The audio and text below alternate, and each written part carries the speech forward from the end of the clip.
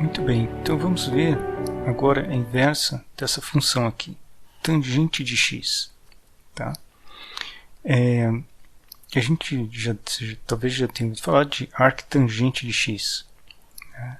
Então, o arctangente de x é a inversa. Mas vamos ver como a gente chega nela, como a gente define ela corretamente. Então, se você olhar para essa função aqui, tangente de x, você vai ver que o gráfico dela tem essas repetições aqui. Ela vem aqui, né? Depois ela repete, ela vai lá para cima, depois ela volta aqui com valores negativos, passa por zero, sobe de novo.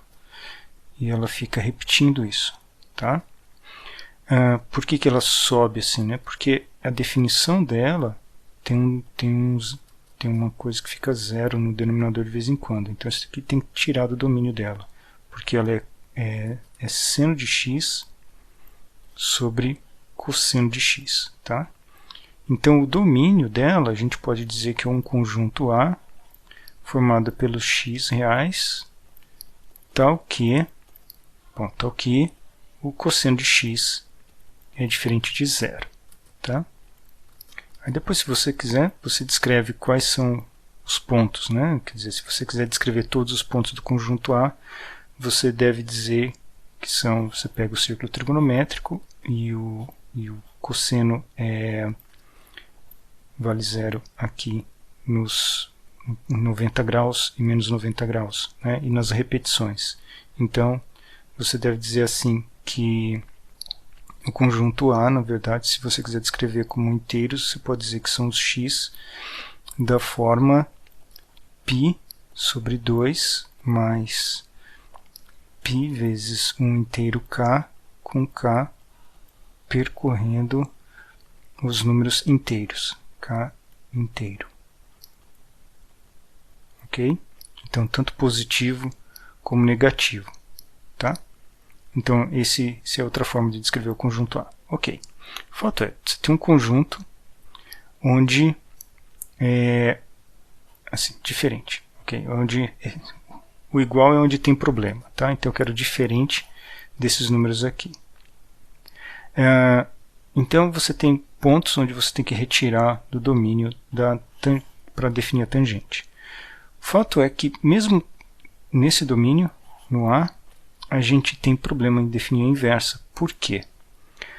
Porque se eu pegar uma reta horizontal aqui, tá vendo? Eu corto o valor, eu corto o gráfico em mais de um ponto. Isso quer dizer que eu não consigo diretamente inverter essa função, porque se eu tentar inverter a relação de x com y, na hora que eu quiser consultar um valor aqui e retornar um valor aqui, como a inversa faz, né, trocar o papel de x por y, eu vou ter mais de uma opção. Né? Okay? Então, o que acontece? A gente faz primeiro, antes de escrever a inversa dela, a gente tem que restringir o domínio dela para valores de x que pegam apenas um intervalo desse. Ok? Vamos pegar apenas esse desenho do gráfico aqui e ignorar os outros. Ok? Então, eu não quero esse domínio. Tá? Eu vou redefinir ele. Né? Eu não vou usar esse, não vou usar esse. Eu vou definir o conjunto A igual, é o intervalo que vai de menos π sobre 2, estou escrevendo em radianos, tá? Até π sobre 2. Ok? Então, esse intervalo aqui eu vou definir como o domínio de f. Tá? Então, o que vai ser f? Então, minha f vai ser tangente, ela vai do domínio de menos π sobre 2 a π sobre 2, é onde você pode usar valores de x, e ela vai sair com valores reais. Ok? Então, aí, quando eu percorrer esse intervalo aqui, daqui até aqui, né, com os valores de x. Para cada valor que eu tenho aqui, eu vou encontrar um valor real aqui em cima, né? Então, se eu me aproximo desse ponto aqui, do π sobre 2, certo? Então, na verdade, o conjunto vai estar aberto, assim, eu não toco em π sobre 2, nem menos π sobre 2. Ele vai subir aqui. Então, à medida que eu vou aproximando de π sobre 2, eu vou percorrendo todos os valores reais que estão lá para cima, tá? Mesma coisa aqui, à medida que eu me aproximo de menos π sobre 2. Tá? Eu vou para valores cada vez mais negativos. Então, a imagem, de fato, cobre todo o contradomínio dela, né? Ela vai cobrir todos os reais aqui, ok? Então, agora, vamos fazer a inversa. Quem é a inversa dessa função, né? Então, essa daqui obedece a relação em que y igual a tangente de x. Vamos fazer o mesmo processo agora para a inversa. Quem vai ser a inversa dela a gente vai inverter essa relação. A gente vai dizer, vai dar um valor de x e agora a gente quer obter y que vai aqui. Então agora eu quero fazer assim, dado x, obter o valor de y aqui, tá? Essa conta não é simples, certo? Você precisa de uma calculadora, de métodos, etc. Mas existe como fazer isso daqui, né? Então, essa função que faz que você dá x e encontra y, a gente chama, então, um nome para ela, que é o arctangente, né? Então, eu inverto isso daqui como arctangente de x. E o arctangente está definido exatamente assim. Ele pega valores reais, certo? Ele pega valores reais, que são esses daqui, e retorna valores que estão entre menos π sobre 2 e π sobre 2. Tá?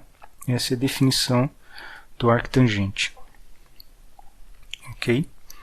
Exatamente para casar com essa definição da f, né, da tangente, mas a tangente restrita a esse intervalo aqui, né, com o domínio restrito. Se eu estender o domínio aqui para todos os reais, não tenho inversa, não tem uma função inversa.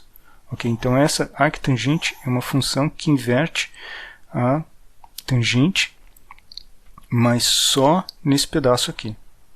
Só nesse, que a gente chama desse ramo aqui. Tá? Ela ignora todo o resto fora aqui.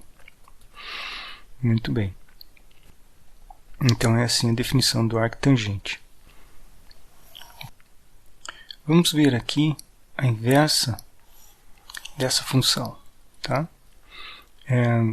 Então, aqui tem a dificuldade que estamos trabalhando com essa função inversa trigonométrica aqui. O arc cosseno desse valor. Ok. É a inversa do cosseno, né? Então, se você tem A igual a cosseno de B, você tem B igual ao arc cosseno de A, desde que A e B estejam em intervalos apropriados, né? Então, por exemplo, A tem que estar entre 0, entre menos 1 e 1, porque o cosseno nunca sai desse intervalo entre menos 1 e 1, correto?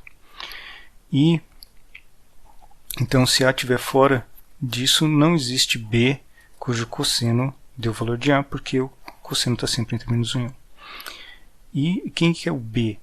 Então, convenciona-se que o B é um número entre 0 e π. Ok? Então, estamos expressando tudo em radianos aqui. Tá? Então, está aqui, o gráfico está indo... Aqui está um intervalo em que a gente pode pôr um argumento no arc cosseno. Tá certo?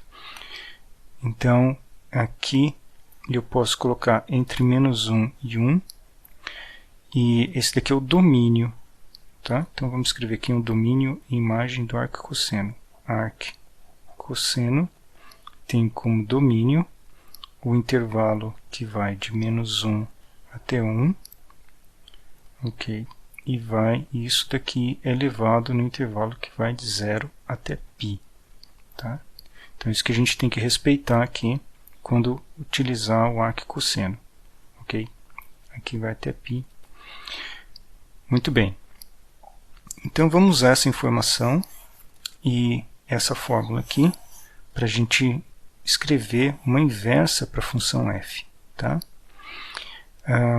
Então vamos fazer assim.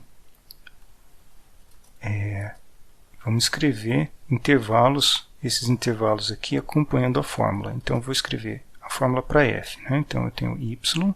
Se eu tiver que desenhar o gráfico de f, eu faço y igual ao arc cosseno de menos x sobre 2 mais 1. Tá? Ok? E quais intervalos que esse daqui precisa estar, tá? E esse daqui. Ok? Então a gente vai ter, vamos começar por esse daqui, ó. Esse menos x sobre 2 mais 1 tem que estar num intervalo que vai aqui, ó, tem que cair dentro do domínio do arquicosseno. Então ele tem que ser maior ou igual que menos 1 e ao mesmo tempo tem que ser menor ou igual que 1. Por sua vez, o y vai ser um valor que vai estar entre 0 e π. Ok, então o y pode ser 0, pode ser π, mas tem que cair em valores que estão entre um e outro. Muito bem.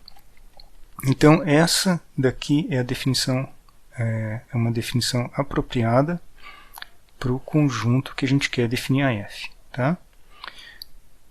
Então, se você quiser ver, aqui vai ser um intervalo, ok? Vamos dar uma mexida nessa expressão aqui, só para ficar mais arrumado. Eu vou subtrair 1 de todos os lugares, então vai ficar menos 2, menos 4, menos x, menor ou igual que 0.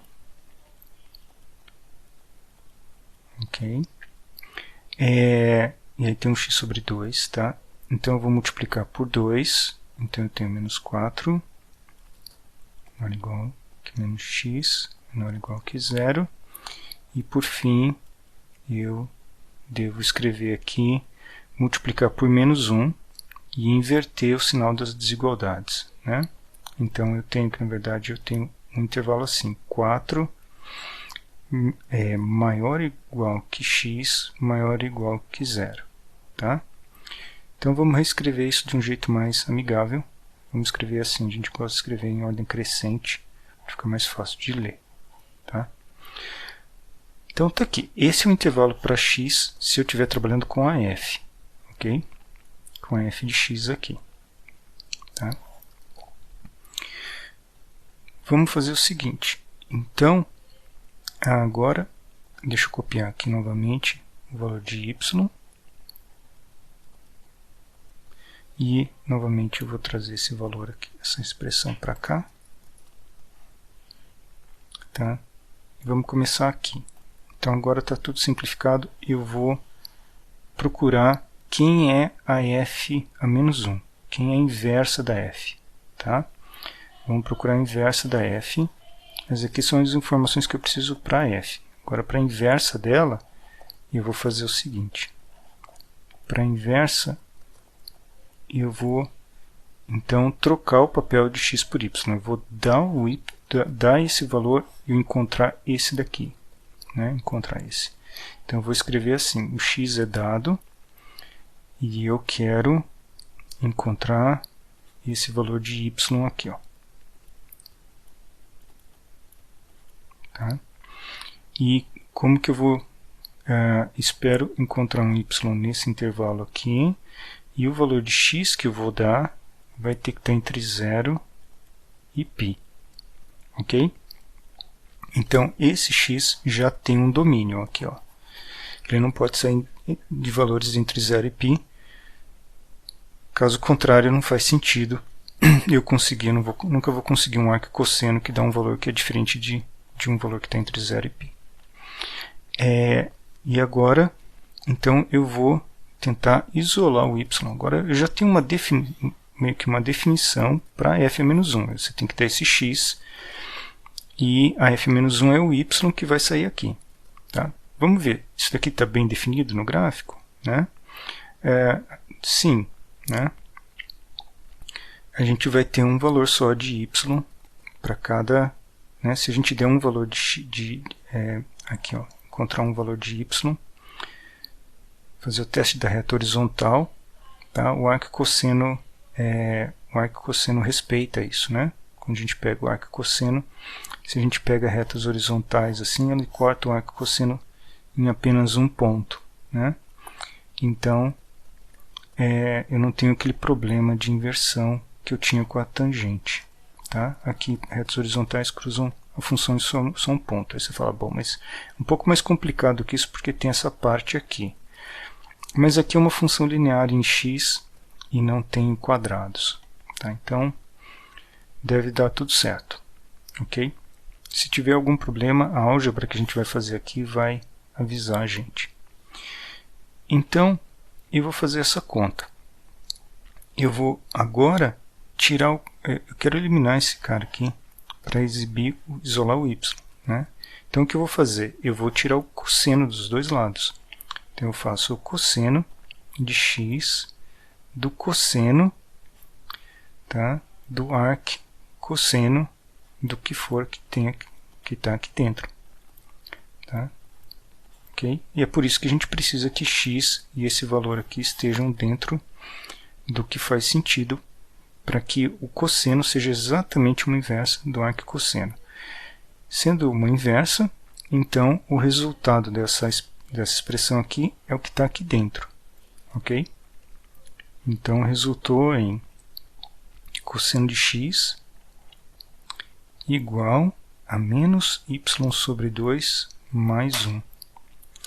E daqui, então, eu consigo isolar o y assim, passo esse para cá, y sobre 2 igual a 1 menos cosseno de x, e, portanto, eu tenho a expressão y igual a 2 menos 2 cosseno de x, tá? Essa daqui é a minha inversa, tá? F a menos 1, f a menos 1 de x, é essa função aqui, 2 menos 2 cosseno de x, e ela está definida aqui, ó, nesse conjunto aqui em cima, ou seja, ela tem os valores de x indo de 0 a π, ou seja, f a menos 1 de x é válida para os valores de x indo de 0 até π, incluindo 0 e incluindo π, até, e ela vai encontrar valores aqui, olha, indo de 0 até 4, né? Então ela vai encontrar valores indo de 0 até 4. Tá? Muito bem. Então essa daqui é a fórmula para a inversa, mas a inversa tem que ter um domínio restrito aqui, tá certo? De 0 a π. Dá um valor de x para f a menos 1, dá um valor de x aqui, calcula f a menos 1 e depois f, né? Para você recuperar um valor de x que você deu, você precisa que o x esteja aqui dentro, tá? Não pode sair fora daqui, né? Se você olhar para essa função apenas, você vai dizer, eu poderia colocar x real, valores reais aqui, porque cosseno aceita qualquer valor real em vez desse conjunto de 0 a π. Tá? Qual o problema de permitir valores reais? É que você não vai ter que uma inversa da outra, né? Aí vai falhar que a f de x é inversa da f se você permitir aqui valores reais. Tá? Por quê? Porque se você pegar um valor fora disso daqui, a f de x vai retornar um valor que está aqui dentro. Tá? Então é por isso que não vai coincidir a inversão, uma ser exatamente a inversa da outra função. Tá? Muito bem, então esses são os exemplos com função inversa.